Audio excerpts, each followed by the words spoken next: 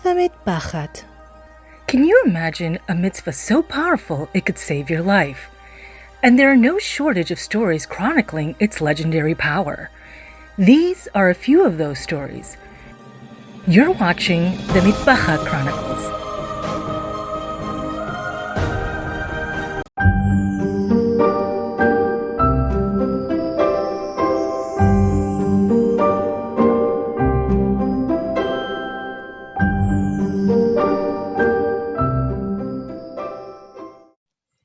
Hi everyone, B'siyata Dishmaya. Welcome to the Mitpachat Chronicles. And if you're new to this channel, please consider subscribing so that you can stay up to date with all the latest episodes.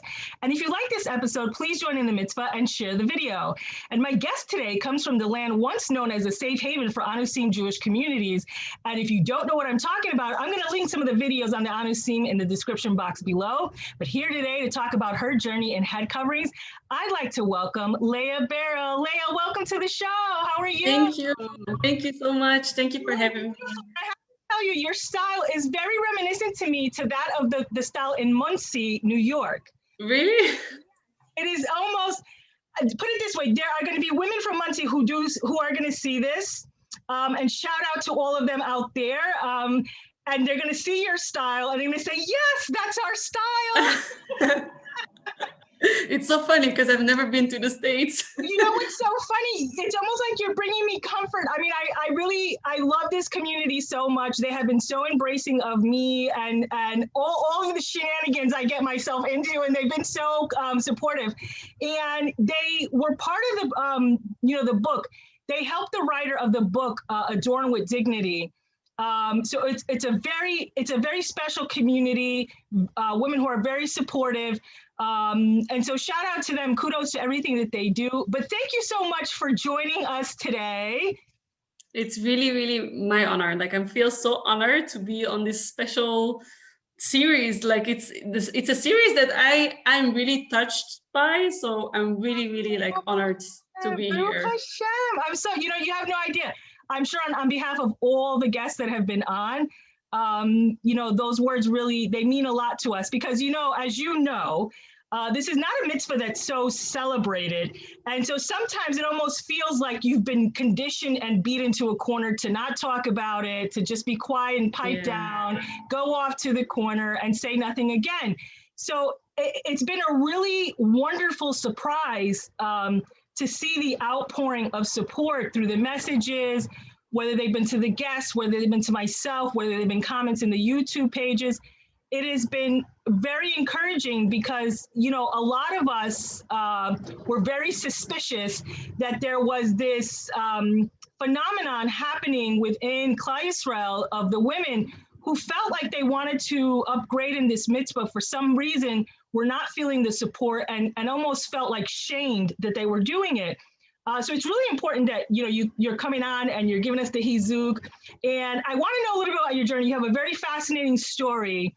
And I really think, when you wrote into the Mitpachat Chronicles, I read your story and your story was like verbatim of what I was feeling before I started this series, as far as what women were telling me, and just the horror stories of what was going on. I just found it so compelling, your email, and I really wanted to have you on. So please tell us a little bit about yourself and tell us about your journey. Okay, so I'm Leah, and I am a ger, so I'm a gioret. Gioret Tzedek, Bezrat Hashem, because you cannot say just ger, because it can also be Ra, for Ra, but Bezrat Hashem not, and so I live in Antwerp, in Belgium. There's a big Jewish community here, Baruch Hashem, B'Ain Hara. And 3.5 years ago, in 2017, I started with my giur. And it took me a long time to realize that this is my path, this is my journey. So it's not just like one, because people always ask me like, what was it that got you? No, but it's a series of things that bring you there, and sometimes, and it's a very hard journey to get to the mikvah. I don't think people really understand. It's not so like, oh yeah, I want to join Klal Yisrael, I'm going to do that. Yeah. So it doesn't happen like that. No, not at all. You know, like I worked 3.5 years like nonstop on it, because it's not just like learning. You really like have to change all your Your whole lifestyle. life, right? Yeah, your whole like I don't think people understand like how lonely it can be. Um, and but Baruch Hashem, you know, I also like, maybe just to start from the start, I met my husband when I was in 2016, when I was 18. My husband was like grew up non-religious, but is Jewish. And so he's Israeli. We met actually because he sold Dead Sea to me. You know, those Dead Sea products. Um, Oh, you know, we have those. We have them in the kiosk in the mall. yeah. I know exactly what you're talking. Yes, I have a few myself. Yeah, so it's mamash a shidduch from Hashem, you know. So that's how we met, and we always said that like we believe. Like I always knew that I believed like in Hashem. Like I didn't know it was Hashem, but like in Hashem, like I always believed.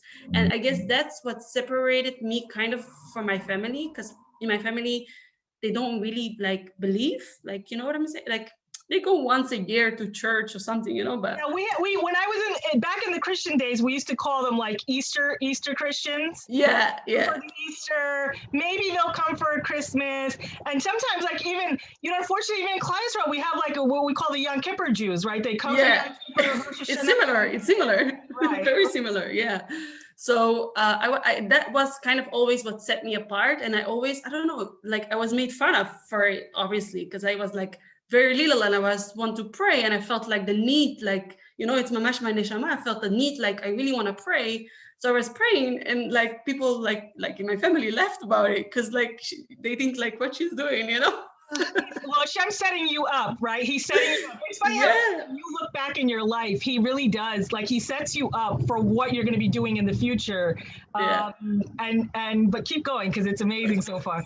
Okay, so I met my husband, Baruch Hashem, and we always said that we believed, and but we didn't really like do something for it.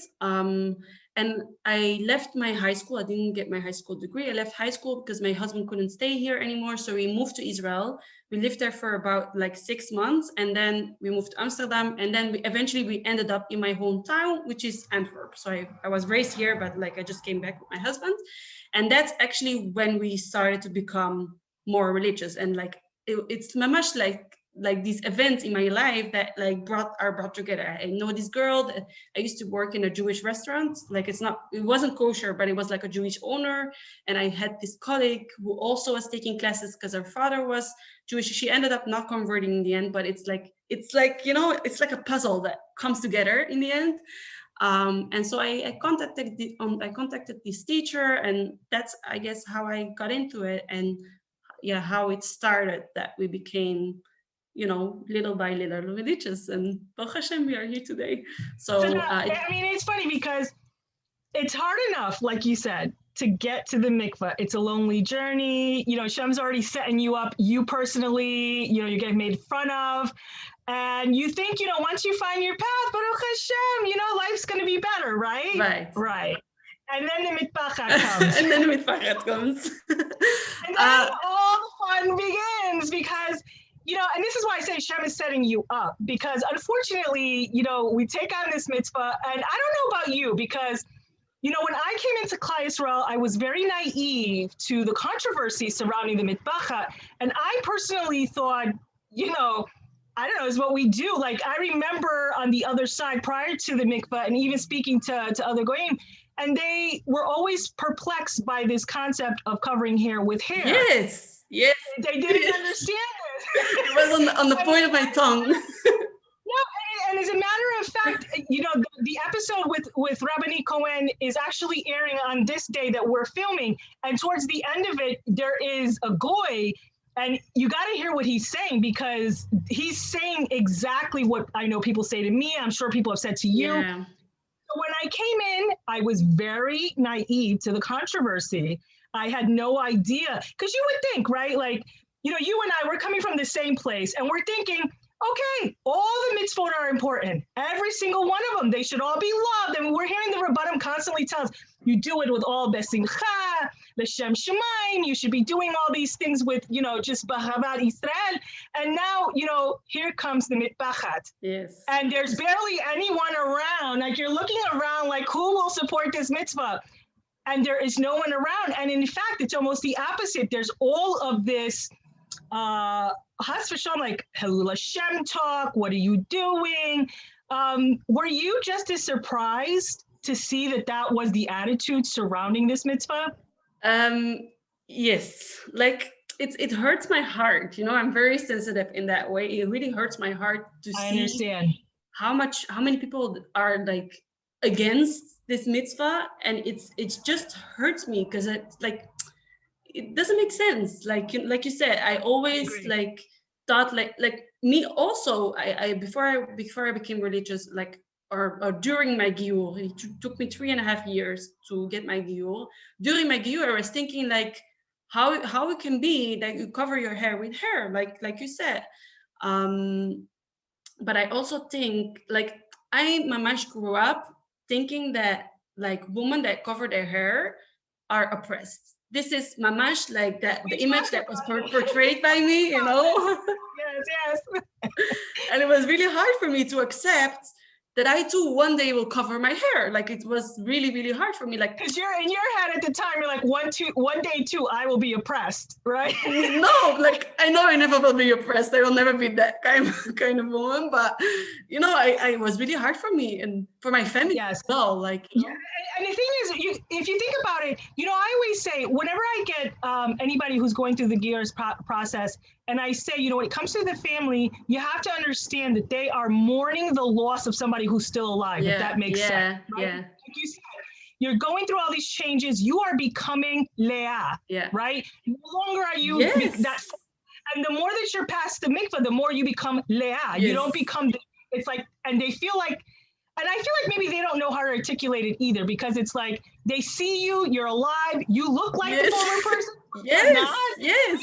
The other day I invited my Baruch Hashem. I'm still like okay with my mom and my stepfather right now, but the other day I invited them for Shabbos, and my stepfather was saying saying something in the sense of I can't believe how people are going out these days. Okay, I was saying we had a conversation about it, and he was like, but you did it too, and I was like I didn't feel like I walk like that. So I felt like my mash, like he's offending me because like I never did that. Like, it's not me. Like, I don't know how to explain. No, and the thing is they think like, well, you were in such a rush to go get oppressed. Like, that's the way they see it from that point of view, that vantage point, Yeah. Like it doesn't feel like me, that did those things. Like, I don't know how to explain it, it's very... Believe me when I tell you that everyone that's been through the process knows exactly what you're talking about.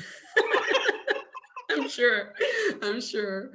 So I was really like shocked to realize that it came with such a fight. Like I had to fight so hard for it, because if I was going to cover my hair, and it took me years to like 3.5 years, it took me all this time to accept that I would cover my hair. But Hashem, I had plenty of time to think about it.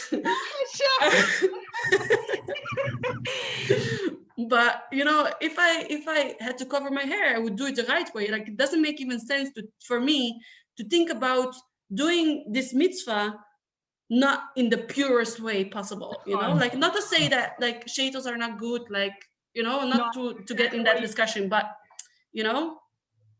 I understand what you're saying. It's true. I'm telling you, when I remember, I walk in. Now, mind you, in the Spanish community, for sure, like, we did not see women with wigs or anything. So, for me, not only did it never cross my mind really to wear the sheitel, but also too, I felt like such a privilege that because so many of my ancestors, that their Judaism was stolen from them, and they could not wear the mitpachat, that I felt like here I am, nobody's chasing me, nobody's oppressing me, and why wouldn't I wear it? I felt like almost like I wouldn't know how, when you go to Shemaim and your family meets you, like I don't know what I would say to them, like why didn't you do this? Yes, I thought too. At first I tried to rationalize all the things in my head about why there was such a controversy. And I didn't know whether it was because of assimilation, were people afraid to be identified. I know that when I spoke to my grandmother and her sister, who have lived through anti-Semitism in Puerto Rico, and they have talked about this hatred of Jews. One of their biggest concerns for me was their big question of, is anybody bothering you? Are people bothering you? Because of the fact that the Mitpachat really does identify you as the Jew.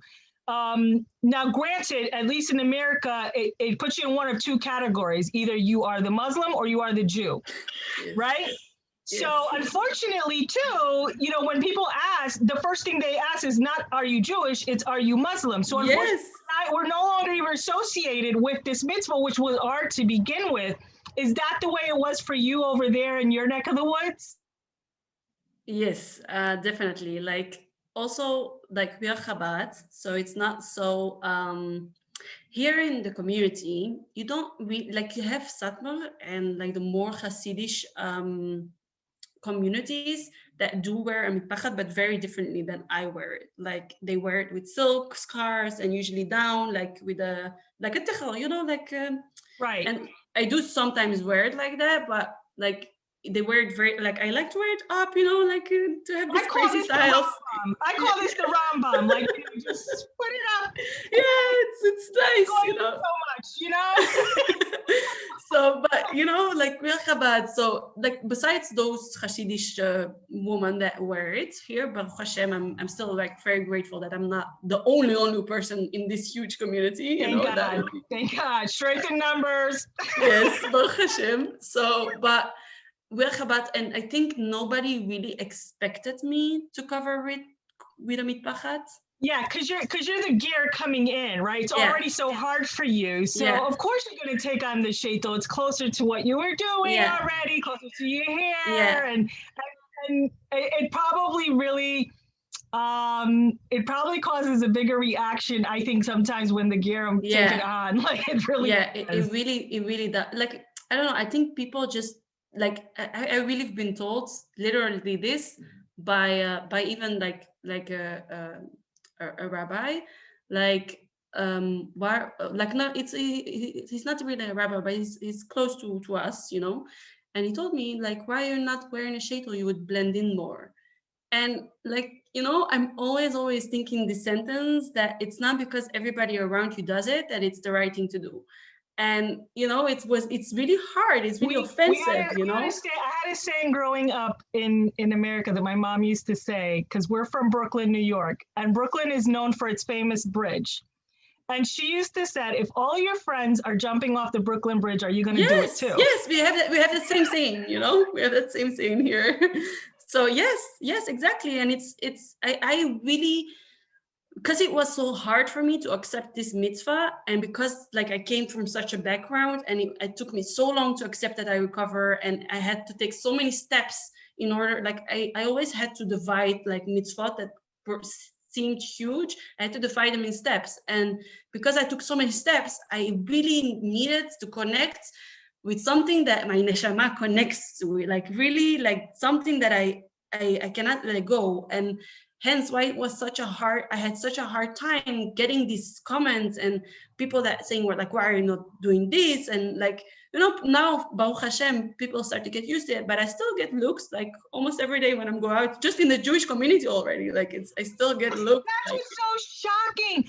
I cannot tell you, like it's funny. I told a few of my Goya friends at work that I was doing this series, and they thought it was fabulous. And they were like, wait a minute, there's a controversy? Like they were also I was like, yes, there's a controversy. They don't get it either. I don't like, can we just say, everyone in Klal Yisrael, it's okay. Take out your mitzvah.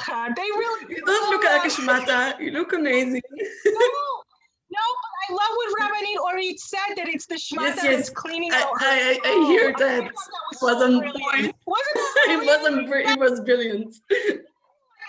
Rabbanit, I'm going to have to borrow that from you. That was really brilliant, because, they do, and it's like you said, it's always in the beginning that they say this. And my aunt, has this saying in Spanish, que todo se acostumbre a todo, that everybody will get used to everything eventually.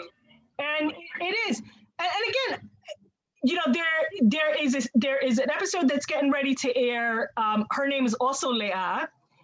I got to tell you that so far of all this series, hers has brought personal healing because I know her. And she was actually present one of the times where I was getting a lot of public kickback about me teaching on this mitzvah. And I remember when she said that when it was happening to her, that it was a big, Rav that was saying to her that she was a Hilul Hashem. And she said at that point, she recognized how big this mitzvah was because she said, look who the Satan sent to give me that message. Right. Oof, and chills. That's exactly what happened. And I hope that sentence that she says goes all around the world, because I think women who have had that experience need to hear that look who the Satan sent. They said, I'm having chills right now. Yeah, me too. I'm like getting it all over. They sent the Rabbanim. They sent your friends. They sent your family. They sent the ones, like what we said, when your brother and sister is kissing you and they put the dagger, that's the one that hurts the most. Yeah. Right. And I feel like that a lot of us, when it happens to us, it is very much, there's a lot of words that I have for it, but I think a lot of us feel the same way. Like a lot of us are very strong women, right? We'd have to be to take on the Mitpachat. But when it starts to happen, it almost like we're in shock. Yeah. And we stay silent, right? Because we're like, should I say something? Because what I say might offend that person, even though they have. I try to be silent. Like, I have to be honest. I cannot always be silent. I can't. I'm too assertive, Yes. Like they say, a ger. It's from. It's the alphabetic. Like the gematria is. We don't have the busha, but the Israel has. We can't have busha. What is we can't have busha. If you need to go through all the process, you can't have busha. So I'm glad you said it, because I just thought Hashem, like in where we are from the Caribbean, we have this seasoning, this spice. And I always say we call it sazon. It's very spicy, right? And I always thought maybe Hashem was putting a lot of this. This is why I have no busha to say whatever I have to say. She said after all these things, I've already been told I was Hilul Hashem. I was already told that my husband's not going to look at me anymore. I was always and so she said, what else can they say to me now? There's nothing else you can say to me. And I think that's it. I think that there is this phase where you go through all of that, and then Hashem starts rising up in you this sense of koyak and strength. And it's almost like he puts this lioness inside of you that says, no, this is not okay. Because there is something about it that it does feel wrong. It seems so anti-Torah. It seems so anti-Behavat. The Mitpachat? Yes. Like, no, when they are saying to you that you're a Hilul Hashem, when they're saying to you this stuff, you feel like this is so anti-Torah. So it's like, first of all, like when you're saying something of that magnitude and you're killing your sister, Has v'shalom, we have all these commandments about do not embarrass, not, and yet it's like we will trample all of those just to tell you that you're wearing a shmata on your head. I have no words, honestly. Like it's I can say so many stories that like it's, and I'm just in Shana Rishona, just to like on the side note. So I just got married in September, like in Tishrei. I got my dior in Tishrei, and then I got married, and it has been like a whirlwind of like craziness. So, I mean, is it still going on? Like, what is it that you're feeling? I mean, because I'm sure, like you said, there's a lot of people that wear the sheitel. And what is it for you that said, no, that is not my truth. It is not what I am or what I want to be. What was the moment that you can think of that said to you, no, I'm not doing this? I just because I felt like I had to learn about the mitzvah, because it was such a hard mitzvah for me to do, because I didn't came from such a world that it was accepted in my world. So I had to really learn in depth of the mitzvah. And the more I learned, the more I read about it, the more I saw shiurim about it, the more I realized that, wait a minute, like, it's not the purest way. And if, as a ger, you go through so much, you go through this whole journey. And And if then, you don't want the snake oil now, like you've already. no, like, I didn't give up all my life for this, like, to. This is what a lot of us say. Like we listen. We were sold a bag of goods, especially if you come from another religion and you realize, right? Like, you've been selling me a bag of goods. Yes. Now you want me to sell me another bag of Yes. goods? Whoa. You know what it is? It's I heard something brilliant. I don't remember in what shiur I heard it, but I heard something brilliant, and it says you are a ger, he or she, whatever, they're sick of living a lie. That's really what it is. And Fun.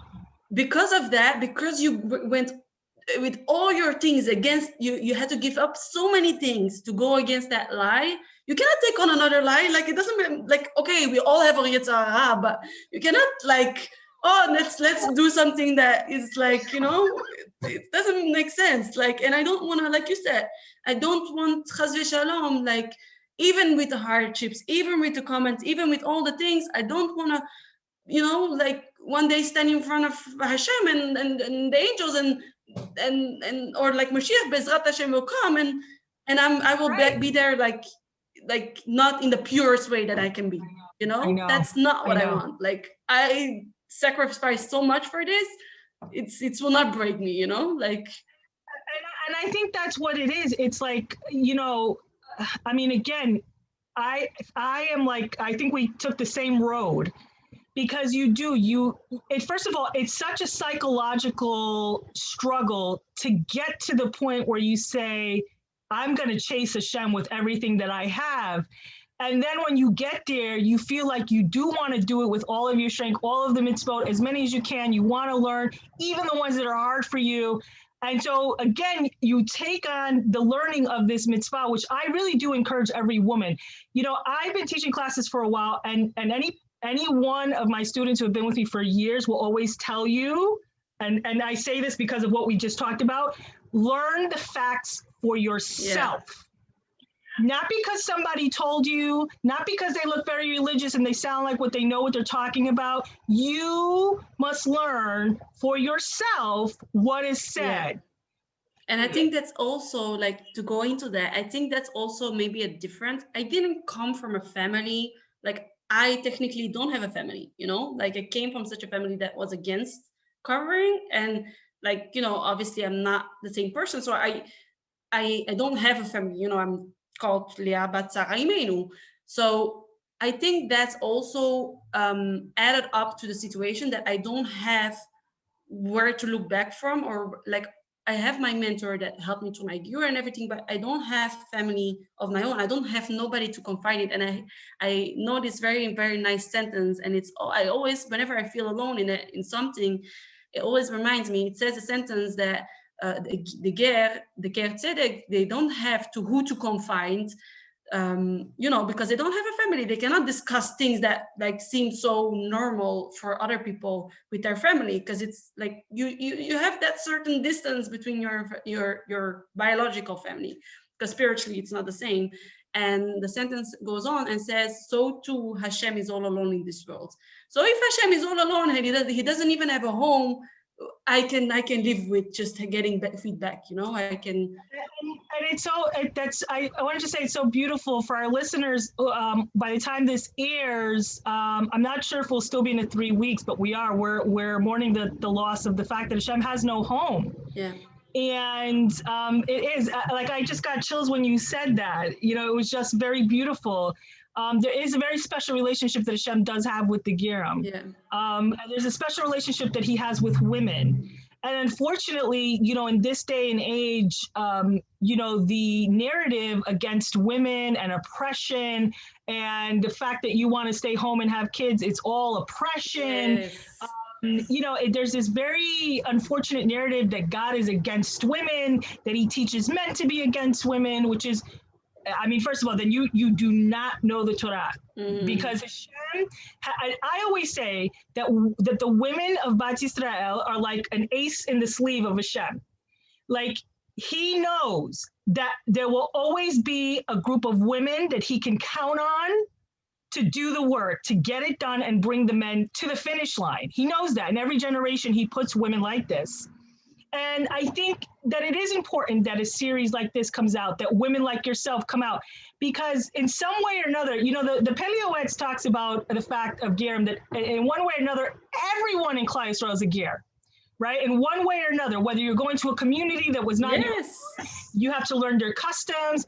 If you're taking on the Mitpachat and your whole family was not, you have to learn that mitzvah and that customs. So I think it is very important. I have a feeling you're going to find out you have a bigger family than you know. Could be. In my roots, I'm from Holland, and they say like my last name is Holland, but I just don't know. I don't know. Like, I could be, but it doesn't like. You have, for sure, you have like all of Bat Yisrael, who are watching, I'm sure they will all resonate as your sister. When you join Klal Yisrael, despite the fact that there's all this pushback, you do really have a family.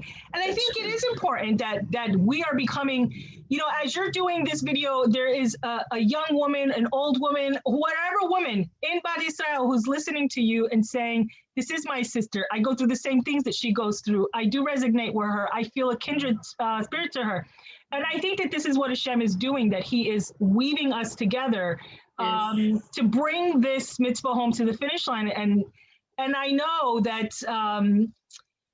I just have a feeling you're going to get a lot of support, more than you knew was ever out there for yourself and your decision to cover. Yeah, I just, because we talked about before about Goyim that said, is there a controversy? I just feel like here in Europe, though, it's very different. Like, I am in college. I'm re-educating myself because of the fact that I did social media and marketing. I actually also had a social media account, but I ended it because I don't find it, like, it's very rare that I'm here. Like, but I feel like it's so important that's why I'm here, You came on.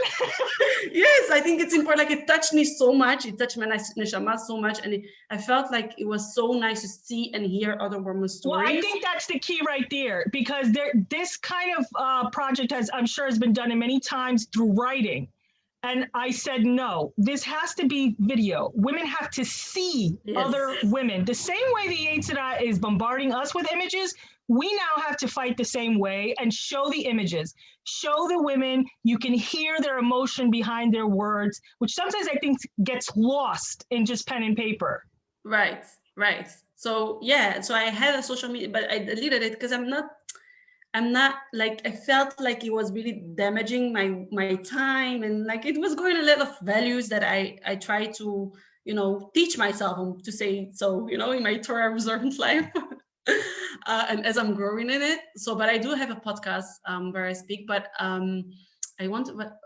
what I came to say is that here in Europe, so I'm re-educating myself because I worked in marketing and social media, and I was in that whole world in sales, and that whole world didn't fit the Torah observant lifestyle, because shomer negia, kashrut, and it's just isn't news, okay? And so I came to the position that I wanted to educate myself, and didn't know what to do. I didn't know, like, it was mamash still in the time that I was mamash still like becoming religious, and it doesn't go in one day, that you become religious. It's not, that's not how it works. I was going, like, becoming religious, and I eventually bumped into the mamash hashkacha, like everything is, and I was bumping across a program from the government where I could re-educate myself and get a bachelor's in teaching. So I'm studying college through a government program to become a high school teacher in English and Dutch, so 2 languages, which they really need in Jewish schools. So that was always the goal, to be in a Jewish, there's a point why I'm saying this, yeah. There is a point. I'm a big talker, but there is a point why I'm saying this. Have you met me? It's like Sephardi with a mic. Maybe you need to put up your finger like in class. Miss. So Bekitsu, I'm studying like in this program. And this year, like last year, I didn't have so much troubles. Yeah, I'm a ginger, so you don't really see it. I had like long hair, and you don't really saw that I was different, you know, or that maybe I was observant. I don't know if you really noticed. Yeah, like you could say that I was tznius, obviously, but like the Right. mitpachat really like you say, you're either Muslim or you're a Jew, and Right. you know. So this year I started to cover, and we had to do internships. And obviously we had Corona and everything, but our internships are still there in the schools. So they gave me 2 schools that weren't Jewish, and I had to do my internships there. And they didn't allow me to cover with my tichel. And it was like, I got married in September, I moved, and then I had that internship. And it was just like, you know, like all in one. I had a very crazy year, you know, to say the least. I'm sure. So it was really like tough. And in my first internship, I bought a synthetic shaitel because I thought, okay, like I really tried to fight it. Yeah, I'm just telling you the short version. I really tried to fight it with the, you know, organizations and this and that, and it just didn't they didn't let me. And so I thought, okay, at least I will buy a synthetic shaitel. But I got such anti-Semitic reactions, and like in a class you're like this, you know, like you're Right. so Right. you're there like you know, the students can like not listen to you just because you're Jewish, and it's really mamash that whole Right. concept. Right. So during my second internship, I borrowed the shaitel from a friend, and it was awful for me. Like I was really afraid that once I put the shaitel, I would, I don't know, get this like vibe over me that I don't want to wear my tichel anymore. But I'm Baruch Hashem still here, and you know, it was awful for me. Like I cried. I sat down and I cried my eyebrows all out, because I just like, somebody's gonna tell me. Like it took me such long time to accept that I will cover, and I chose to mitpachat or the tichel with all my neshama. It's something that I really try to connect to, Right. because of my background. Right. And then somebody gonna tell me how to cover, like on the top of those comments, on the top of those experiences. That's how I need to feel, like, you know. And yeah, it was really hard, like, for me. And how did you get through it? Because I think what you just said, I think that there's a lot of women that are going through that right now. And I think that they do feel this sense that they're trapped somehow between the community pressure and the peer pressure and what their inside voice. You know, I find what's so ironic is that, you know, there are so many people who tell us about that inside voice, not to silence it, not to hush it away. And we know throughout the years, all the data that's come out about, you know, psychological traumas. And there's always this constant, you know, like they killed that little girl inside of themselves in order to survive. And I think that there's a lot of women who are going through that this very moment as they're watching the playback of this video series. And I'd like to ask you, what would you say to them to give them the hizuk? How did you get yourself to a point that said, no, I'm not going to kill this little girl. I'm not going to kill this voice. I am going to live my true, authentic self. Like, to be honest, I was ready to quit. Like I was ready to quit my college, even though like I was in the half of the year. So I was thinking like, okay, at least I didn't go over the half of the effort that I was supposed to put in it. You know, that's how my brain works. Right, So right. I was really ready to like, that's it, you know, like I was at that point that like, I was so conflicted like within myself, and it was so hard for me that to put something that I don't connect to. And I felt like, you know, like, and I guess in that aspect, I'm still like Baruch Hashem that I was able to cover in a different way. However, because it's very conflicting, and I was ready to quit, but you know, because of it's my parnasa, because of like Shalom Bayit, because of my community that like it's such a pressure. So I did cover with the shaitel, and it was only 3 weeks, and I just try to get through it. I just like try not like I just try to push through it, because it's only 3 weeks, and I know that if I will get this, degree, Bezrat Hashem, I know I will be able to help other students, and Bezrat Hashem, I will be able to help other students with this mitzvah also. But I know I can do good in this profession, you know, and it was very hard to, like, they don't like me at all at that school anymore because I gave them such a hard time. But Baruch Hashem, you know, like it's, I just try to get through that period, and yeah, it's really like all I could do. And how I has did, it changed you? How has it changed you now? I did, you know, burn my synthetic wig as a korbanot for myself. Like, it's not really korbanot, but you know, it was my korbanot. I had to burn it. Like, you know, that's it. It sounds stupid, right? But it's I burned it. I had to burn it. You know, my husband was like, "What you doing? It's like synthetic. You know, it's not even real hair." Going crazy again. What's going on with her? No, but I am like, I was very down. Like, I couldn't. Everything made me cry because I just felt I was oppressed. You know, in this way. Right. So yeah, I just tried to get through it, and I think what changed me is that I think like the second school where I was supposed to go to, like where I went to, was in an area that isn't so nice, and I had a lot of prejudice about that school, and I actually heard from a classmate that they bullied kids away, and I think what I what lesson that I had from that is that I never said, until that internship, I never said, "Hi, my name is Mrs." You know, and then to say I'm Jewish, I never said that because I felt like it's not really a point.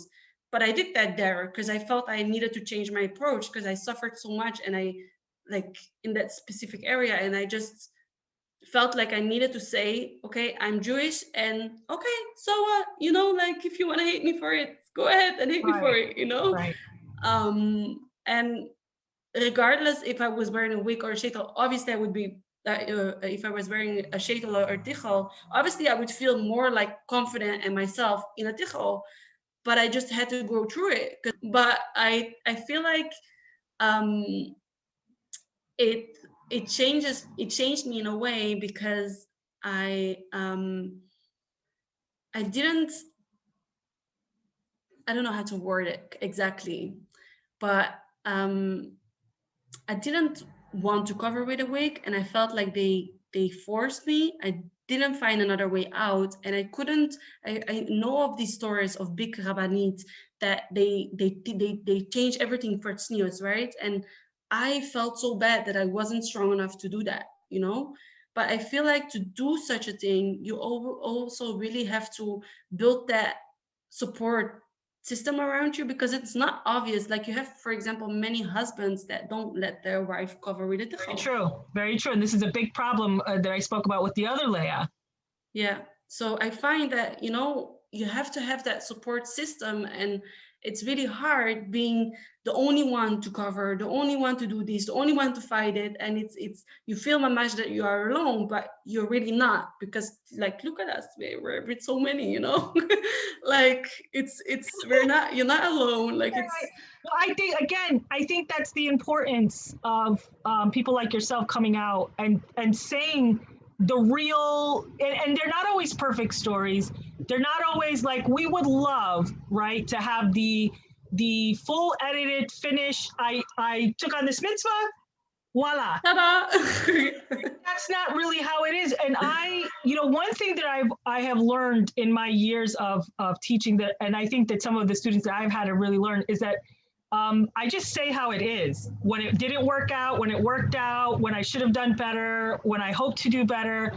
And I think that was what was so important for me to always say. And I think that it's been wonderful that the women who have come on have also said the same thing. They didn't just take on this mitzvah. And I think that when you're honest like that, it helps everyone else. Because I think a lot of people want to package up a story in this pretty Right. little bow and deliver it to you. And it sounds great. Like, wow, you took on this mitzvah and you're doing so well. You fought against depression, but how did you do it? Right? Like, Right. how did you do it? I want to hear about how you fell in the mud. How did you pick yourself up? Because we are falling in the mud, Lolena. We're falling in the mud. And a lot of women, they feel this discouragement. They feel like they have lost. They feel alone and abandoned.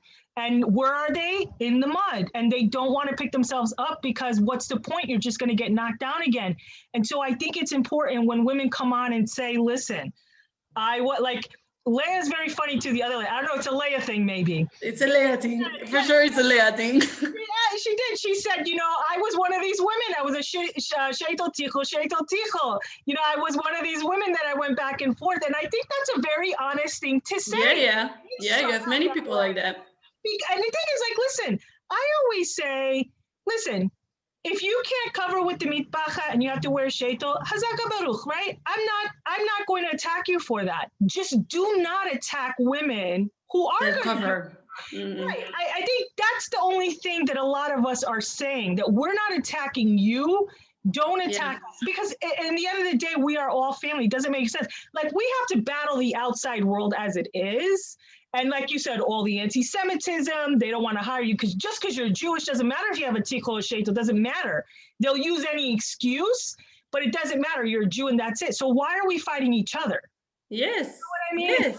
Doesn't make sense to me. Yes. Hence why we don't have Beit HaMikdash. Yes. Bezrat Hashem. Next year, Bezrat Hashem, we are going to make it happen. Amen. In the merit of the righteous woman. But I really feel like, who knows? Maybe this is like the mitzvah that they were talking about, because I don't see another mitzvah that has so much controversy surrounding it. Have you heard of such a thing? It's like mamash, that you would think that we're going into the shul and say, listen, Shabbat has been canceled, has v'shalom. You don't need to eat kashrut. You don't need to keep family purity. You would think that we were saying something so vile. We're just saying, listen, I want to cover with mitpachat. If you don't have to do it. Like, if you can't do it, it's like so funny, because it's something that you and your husband have decided it's right. We're going to do this, and everyone gets involved. Yes. It's so like crazy, and how many times people have told me, this is so this encouraging, because like I said, I've been married to my husband for 5 years, but like only one in the Jewish religions. So technically we are Shana Rishona, and how people have told me, I would like to see you in 1 year. Like,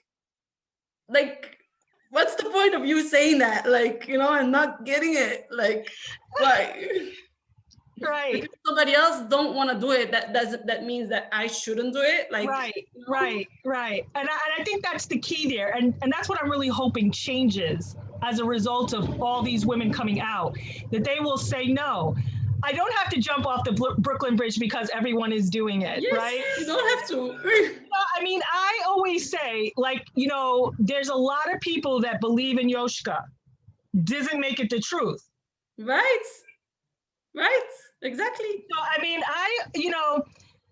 I've got big hopes. I really know that I think this is it for the women. I think this is the thing.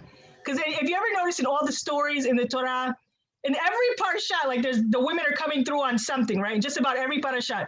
I feel like in this generation, I feel like this is it. This is that mitzvah that is going to push us through the finish line. Because if the tzniut goes down, which we're, Lo Leinu, I pray that's a trend that will end. We should never have to hear that our community, but I don't think people understand the power of tzniut and of the Kisui Rosh. Right. I think they don't understand the protection that it affords not only yourself, your husband, and your home, but through the whole city. And we're starting to see this correlation of the tzniut of the women going down and all this chaos breaking out in the world. Now, if Goyim really knew the power of tzniut, perhaps they would be yelling at our front doors to cover up already, because they would say the world is going, what looks like a balagan, and I really hope that this will be the mitzvah that pushes women to really get the men to get to the finish line and bring Mashiach already, because enough's enough. Like if we don't say enough, but I think it starts with we have to say no. For us, no. You're not going to tell me this is what I know to be right. This is my true self, and I'm going to live that true self. Period. Yes, I very much agree. Like it's mamash. You see the immorality around you, you know, and I see it also like you said, you see a lot of like gerim rising, and I feel like we need to realize, we need to wake up that like this, what we have, it's hard, but you know what? Like I never thought I would be in skirts, I would be in dresses. I was always the one in jeans, like literally, and never was the one in skirts and dresses. And it's not hard for me anymore. Why? Right. Because it's only to such a point that you need to fight, and after you fight your Yetzirah, that's it. Like he's happy. Yeah, because he knows there's no more. You're not buying what he's selling anymore. Right. Yes, you know, and it's just to go through that. And if you know that at some point, like you just need to tell yourself it's only until some point, and that's it. Like your fight is over, and you will enjoy it, and your husband will enjoy it, and your family and your community and everybody will enjoy it. Because if one person in Klal Israel works towards a certain mitzvah, that mitzvah becomes easier for all Klal Israel, because we are one, you know. So like we just need to push a little bit through. Like it's hard, yes, and I cannot sugarcoat whatever I experienced, you know. Okay, it was not nice. I much had a horrible time, but when you came over to Klal Israel. Yeah, you know, I didn't expect to have such a big tested, but you know, Baruch Hashem, I'm here. I'm wearing my tichel. I feel pretty in it. I have so many scarves, because every time I feel bad about like wearing a tichel, I'm just like, okay, let me buy another one. It's fine. You know. I think you're part of my family. I really think you're part of my family. And I have to tell you, whether you are part of my biological family, you are certainly part of my spiritual family. And I'm so grateful to Hashem for bringing you out. I'm so delighted to meet all of you women. I pray that I'll be zochet to stand with you guys when we are in Shemaim together, when they're playing back these chronicles of really the Nisayon that a lot of us had and how we got through it. And I pray that at the end of when they are saying that they will say that we got through it together. I think that's the key, that we got through it together, that we supported each other, that we did the right thing. And I'm telling you, I've had so much fun with you, and I'm sorry to see we have to close it up because we're coming to an end. But I got to tell you, I really hope to have you on again, some way, somehow. I just feel such a kindred spirit to you. And it's been really, I'm telling you, I think you are my sister. I'm going to check, I have to check the DNA, because I know we have some Belgian ancestors, and I think somehow maybe maybe you're one of them. I'll be one of you. Exactly. Listen, I'm telling you, you never know. And like I said, Antwerp has been the home for Converso Jews and those that were from the Anusim communities in Spain and Portugal. And so, mamash, there really is a chance that, you just never know. That's all I have to say with Hashem. Nothing is impossible for Hashem. And I pray that Bezrat Hashem, that your message will resonate with a lot of people, and that you will also get the support that you have now given to other people. I pray that your love for this mitzvah will continue to grow, and that this mitzvah will show how much it loves you and accompany you wherever you go, including on that day before Hashem. But that's it for today, and I hope we'll all be together again soon. Bezrat Hashem. If you've enjoyed this video or know someone who would, please share it. Sikul mitzvot. If you'd like to be notified of upcoming episodes for the Mitpachat Chronicles, click subscribe to be notified.